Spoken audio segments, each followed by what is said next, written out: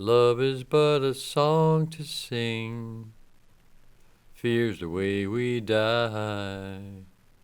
You can make the mountains ring, or make the angels cry. Though the bird is on the wing, and you may not know why.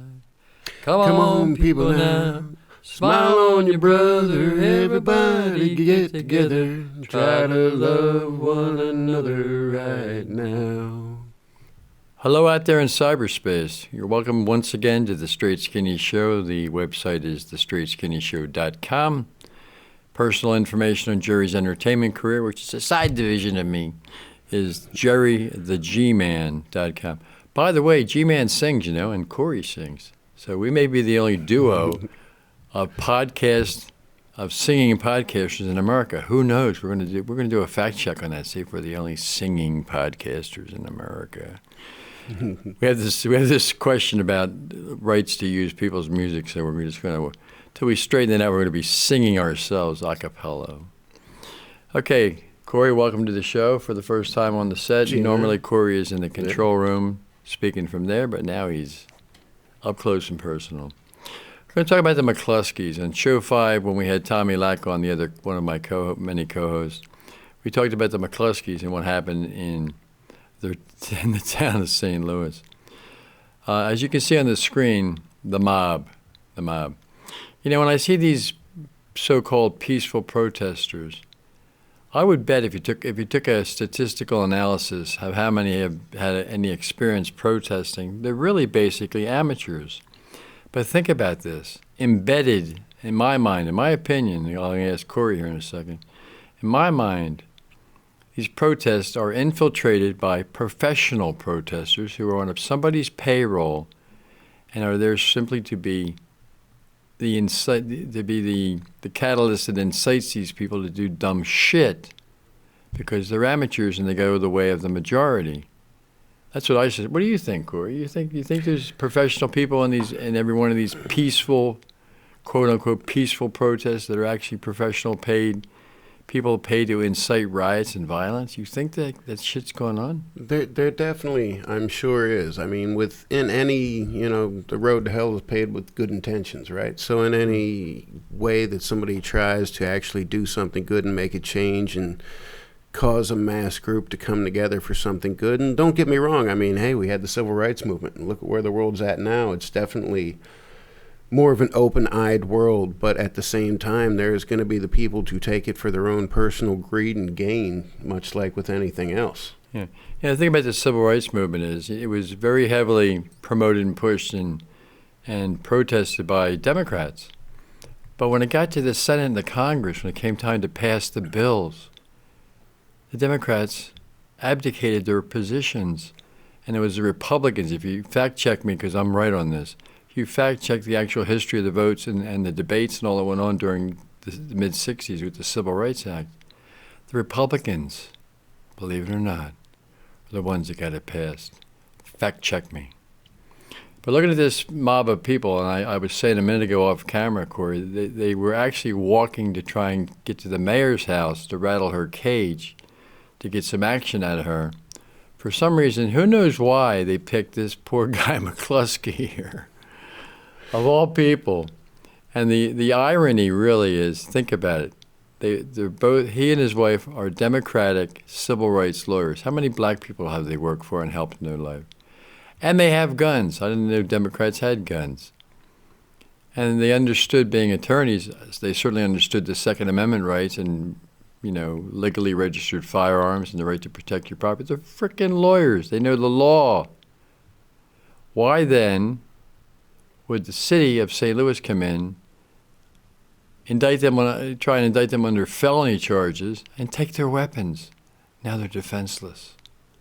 Yeah, but even being in the gated community, I mean, still something is a public property. So, yes, they have the right to bear arms, but did they have, I don't know, I'm a little ignorant in this aspect, did they have the right to carry? Did they have the right to brandish in public? Is there...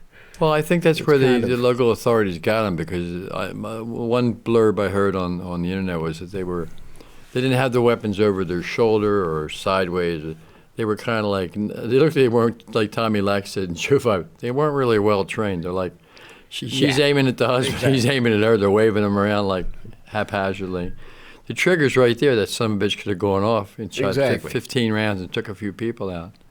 Whole different story then. Exactly. It's one thing to stand there and show people, hey, look, I have a gun. Don't screw with me. It's a whole nother thing to actually point it at somebody, and especially if you don't have proper training, because unfortunately I know there's plenty of people out there who own firearms but have never actually trained in the usage of them, and that could be even more deadly to innocent people than, you know. Right, and we're going to talk about that in the second half of today's show after the commercial breaks. But so anyway, on the screen, there's the mob. Yeah. There's the mob. Oh, yeah. And, you know, you have a right of private property to defend your property. You have a right to defend yourself. So, you know, like I was talking to Jenna earlier on break about some of the articles she came across researching this show about right away the media and the investigators go back to 2002 and say that the McCloskeys were in foreclosure in 2002. What the frick does it have to do with what happened? Yeah, so they had financial trouble. Guess what? 18 years later, they're still freaking living there. I guess they worked at the problems, right, guys? No shit. So right away they go to smearing them on a totally dissimilar issue. Has not a fucking thing to do with what's going on with the story. Well, that's how the media works. I mean, we know right now everybody, you know, hell, thanks to COVID, I'm sure God knows how many people's you know, I watched the whole Kavanaugh hearings, all 8.5 hours. Now, I love the part where they went back to his high school yearbook. He was like 15, 16. He was already drinking beer, loved beer, still loves beer. And he's like, what did this thing you wrote in your high school yearbook mean? I would have said, how the fuck do I know? It was 40 years ago when I was in high school and I was probably drunk that night. What the hell? I mean, the stupidity of the questions they asked just blows my mind. But that's what they're trying to do. And I have to admit, you know, I did watch a lot of the Kavanaugh hearings myself, and he was a little more emotional than a grown man who did some shit when they were a kid actually should have been. He should have been like, look, I was a dumb kid, and left it at that. He did, but they're there to bust your balls. They're there to beat you down, and you know what? You got to prove to them that, no, I'm grown. And so that's, you know, one of the things. Yeah, but the way they twisted it, if he comes out and he's too meek, they go, he doesn't have the right temperament. If he comes out too crazy. I know during the break they took him in a back room and they said, look, things aren't going well. You have to come out guns blazing and defend yourself as a man. And he did, and that's what got him. That's how he won. In my mind, that's how he won. Plus, Lindsey Graham helped. Well, yeah. A lot. Yeah. He put his career on the line, Lindsey Graham. There's a lot of positive and negative said about Lindsey Graham, but I think he's a stand-up guy. Well, but that's politics. I mean, everybody's you go for something, they're going to try and beat you down. And just like, you know, with the protests and whatnot, as the people go through, we are allowed, just as we're allowed to actually have the right to bear arms, we're allowed the right to peaceful protest.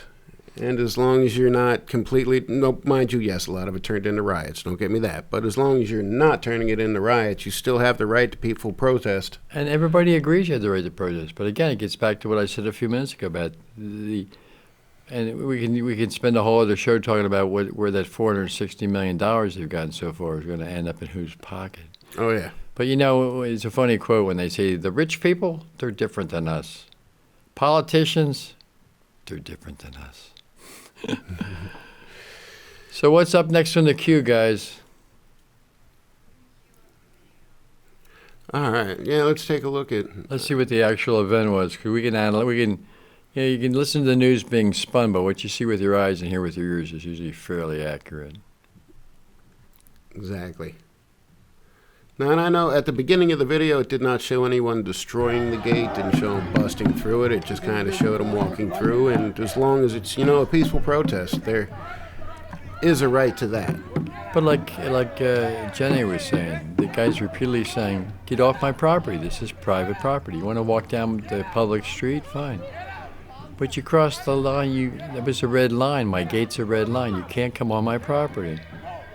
And in the reports I heard, there was talk among these people saying, when there was some disagreement with the McCloskeys, we're going to murder you. I mean, who says that shit? Yeah, true. I would have grabbed my gun too, man. Definitely, if that's what people are saying and yelling, yes. by all means, you have the right to defend yourself, and Yeah, I would have and grabbed what the I gun said a few myself, minutes too, ago, but and what still. I'll Uh-huh. reiterate what I said a few minutes ago. I think they're embedded in every one of these peaceful protests are paid, professional, anarchists and site geniuses who know how to turn a peaceful protest into a violent protest. That's what they get paid for. Oh yeah, and And the average protester, they're young. It's really a rainbow coalition when you look at it. oh yeah. Blacks, whites, Asians, Latinos. They're all. That's great. That's a good sign in America that diversity in the protests. But they don't have any. To me, they don't seem to have a central message. Many splinter groups. Where do you send the money? If you want to support them, where does the money go after you send it? Who's stealing what? And there's no central message. There's no central leadership. Sharpton, is he their spokesperson? That's schmuck? I don't know. Well, I mean that's the beauty about having a protest where you can, or not a protest, but a movement where you can hide money. As long as there's no central leadership, there's no accountability. And if you're pumping a bunch of money into that, whoever doesn't want to actually be known as anyone who's accountable can easily pocket that $460 million, no problem. Well, the story Bill O'Reilly did last week, and he did a follow-up show with an investigative reporter, the money was going. Here's the deal. Black Lives Matter is not a nonprofit organization, the central one. Yeah. And it's called the Black Lives Matter Global something foundation fund or whatever. It's where the big bulk of the big money's gone. And they partnered up with a company in California called 1000 Currents. Yeah. Now here's the scary part. Here's the stupid part. If you give $1 to Black Lives Matter and it's funneled through this 1000 Currents, they're taking 71 cents out of every dollar and giving Black Lives Matter 29. And it's for administrative costs and consulting fees. Please don't insult my intelligence. They're stealing it. Okay, I see the article here. Read that, Corey. All right. Police search home of St. Louis couple who drew guns on protesters. So yeah, the Washington Times. Now look at the Washington Times and look at the language. Drew guns. What's this, a gunfight?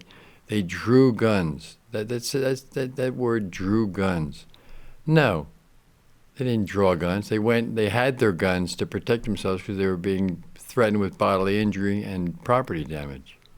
They didn't draw their guns. They went and got their guns. You don't choose your language carefully. But still, at the same time, any responsible gun owner knows you never point a gun. You have it down, and you've seen in the other pictures, I mean, it's in the pictures everywhere, they're waving guns at people.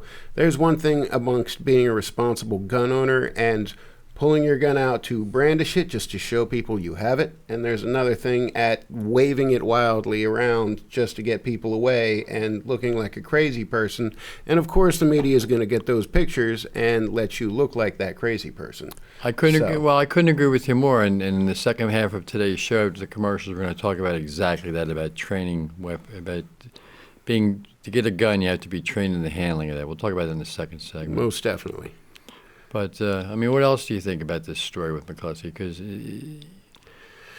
it just goes back to everything's crazy right now. Everything's up in the air. Everything's upended.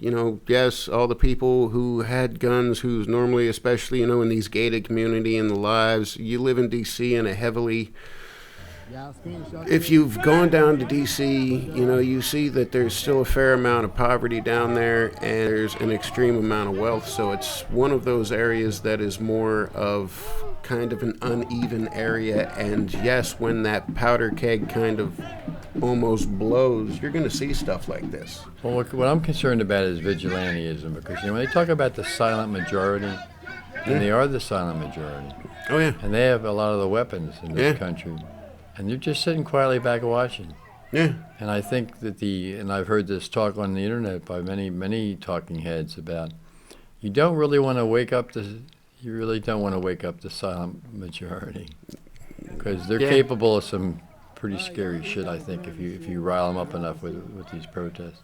They haven't crossed the line yet, but they're getting close. I believe so. All right, I guess we're about to go to commercial core. All righty, let's take us a quick little break. Little birdie in my ears telling me it's time to cut and run for a few minutes. So, all right. Off to our commercials. We'll be back shortly on the Straight Skinny Show. That website is thestraightskinnyshow.com. G-Man's professional acting, singing, dancing, goofy life is jerrytheGman.com. Got some stuff on there you might like. Check them both out. We'll be in it after break. Some may come and some may go. We shall surely pass. When the one that left us here returns for us at last. We are but a moment's sunlight fading in the grass. Come on, people now. Smile on me, brother. Everybody get together. Try to love one another right now. Starting in 1941, the golden era of private dining clubs and male privilege, stood the venerable Vesper Club, now transformed into the hippest bar and restaurant in Philadelphia on Sydenham Street. It's been said in its heyday that more business deals were done in the Vesper Club than anywhere in the state. Great music, great food, great times. It doesn't hurt that women at the Vesper Club outnumber men 2-1. Happy hunting. Sutton's Irish Pub, with 10 beers on tap, exotic cocktails, assorted wines, and elevated bar fare. Niall Murphy, a history buff, proprietor of Sutton's and a native of Ireland, was inspired to name the spot for the Sutton family, English shipbuilders who opened a foundry and ironworks at Front and Girard Avenues in the 1840s here in Philadelphia. Sutton's Bar is a nod to the past industrial might of Kensington and the hard-working people of many nations that came to call it home. You don't believe me? Listen to what the people say. Food was phenomenal. Drinks were perfect. Service on point and friendly. Can't wait to go back. Great food and great staff. Perfect place to grab a local drink. 1706 North 5th Street, Philadelphia, Pennsylvania. Sutton's. Open every day from 4 p.m. to 2 a.m. or visit Sutton's on the web at suttonsphilly.com. My friends are now your friends. If you hear the song I sing, you will understand. You hold the key to love and fear, all in your trembling hand. Just one key unlocks them both. It's there at your command. Come on, people now.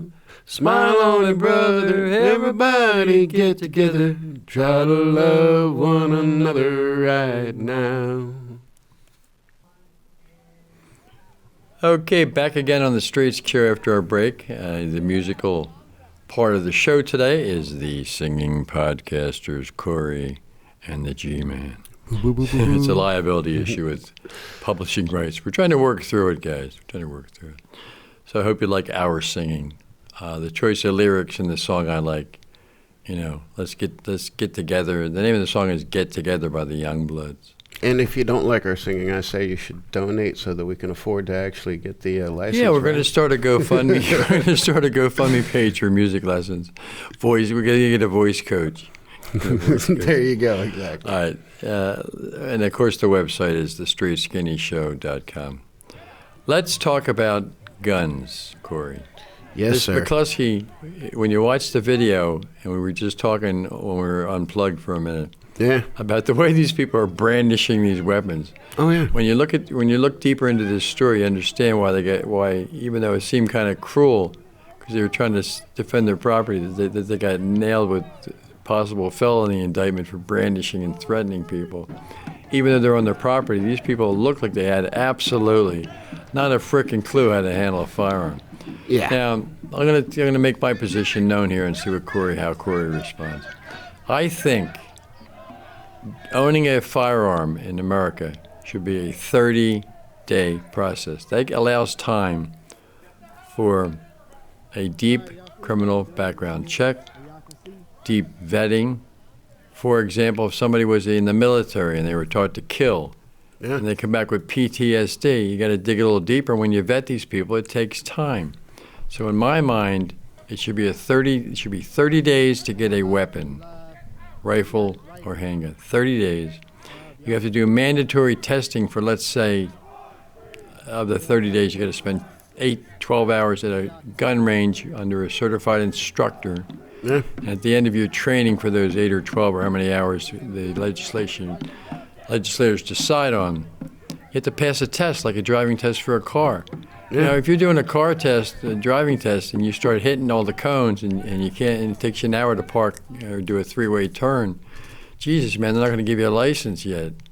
So if you can't handle the firearm after the training, you don't get the firearm until you can handle it. So I mean, it just makes it's just freaking common sense.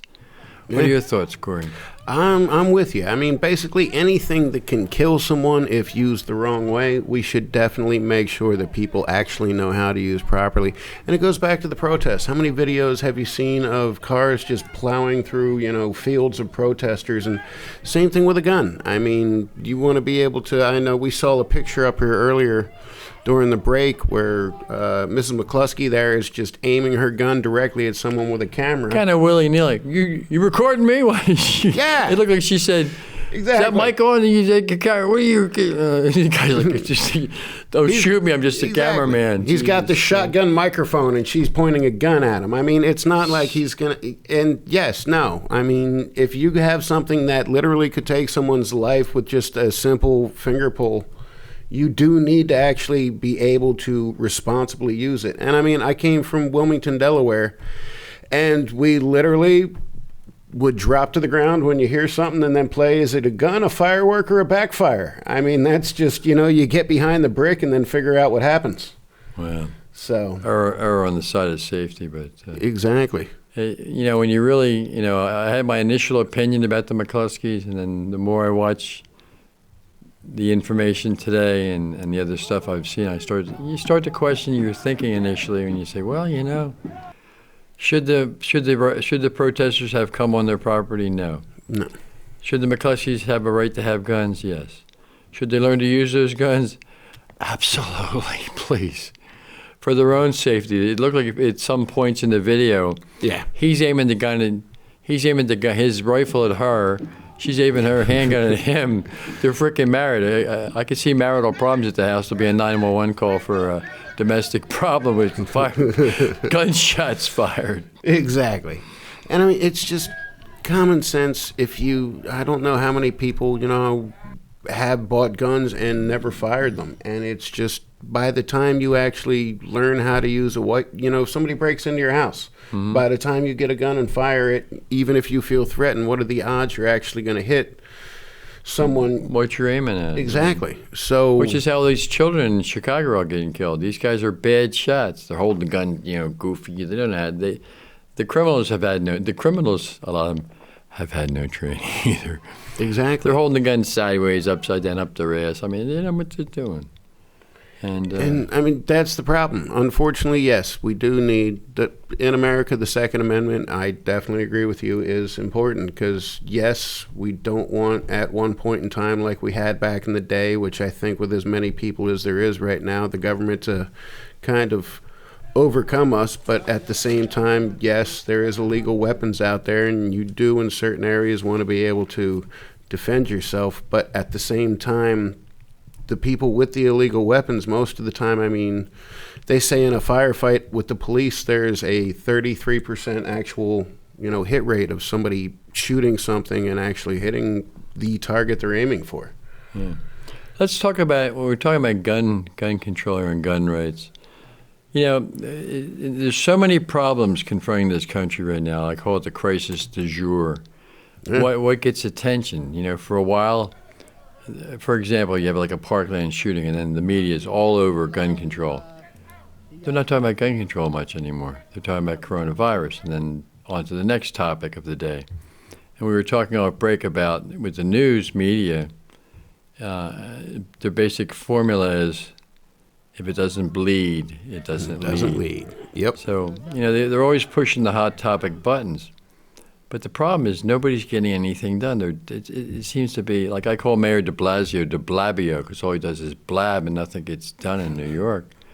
And, I always say to my friends, I have a friend in the painting business, I said, hey, John, if you had an 11% approval rating for your paint jobs, how long would you be in business? How can these politicians in Congress get away with this shit? It's like they do nothing. What are the Republicans doing? And with the House divided, like Lincoln said, House divided itself can't stand. Exactly. With Congress having power, to legislate, and then the Senate having to pass the bills by their votes. What's been done the last 3.5 years that Trump, I mean, the majority of what Trump tried to do has been done through executive order, or if it involves spending money, of course, Democrats are all on board with that, or fighting wars. Yeah, they're all behind those issues. But Yeah. when it comes to issues that really affect the American people, what are they doing? I mean, I live in Pothole City in Philly, you know, and the roads are bad. So, Well, I was talking on a previous show about, you know, when they had the work project administration during the Depression. Mm-hmm. You know, from 36 to 41 when the war started, and of course manufacturing blew up to make wars, you know, weapons of mass destruction for us in the war effort. But it took 12 years to cure the Depression, you know. We hope we don't go through that this time. We'll be cooked, man. oh yeah. But the WPA, in my mind, you could put a lot of these people that will be displaced from businesses that are going to fold, you know, retrained to do infrastructure work in this country, because a lot needs to be done, and you know, it's not rocket science. A lot of that work, honest days pay for an honest day's work. Well, as much as I hate to say it, I mean, when was the last time you had to raise $5 million to get a job that pays, you know, what, $250,000? I mean, it's just all the money everybody raises, going back to what you're saying with the politicians and all that. I mean, going back to that, all the potholes where they are, all the money they spend on those TV ads and campaign ads instead of actually getting out to know people and really actually doing something. Well, Corey, my man, it's time for our boot heels to be wandering. I think the horses are being saddled up by the barn out in the parking lot there. So. Always a pleasure, G. I'm going to close it out with a little mini epilogue here. We got about a minute to go. I hope people really, over time, tune into the Straight Skinny Show, because we're trying to share common sense issues. We're trying to share the truth. The G-Man goes, that's me. I always talk about myself in the third person. It's like an alter ego. But the point is, you know, we try and search far and wide to get at least like Dove soap, you know, 99.9% pure truth, not spin, not a false narrative, not fake news, the truth. That's what the Straight Skinny means. So when you tune into the show and you go, what's the Straight Skinny? The Straight Skinny is the naked, unvarnished truth. What's the skinny? What's the no bullshit? Give me the skinny. Our mantra, we don't preach, we try and teach. And as usual, des vidania, bonsoir, and hasta luego. See you next week. Come on, people now, smile on me, brother, everybody get together, try to love one another right now. Come on, people now, smile on your brother, everybody get together, try to love one another right now. Come on, people now, smile on me, brother, everybody get together, try to love one another right now. Right now, right now.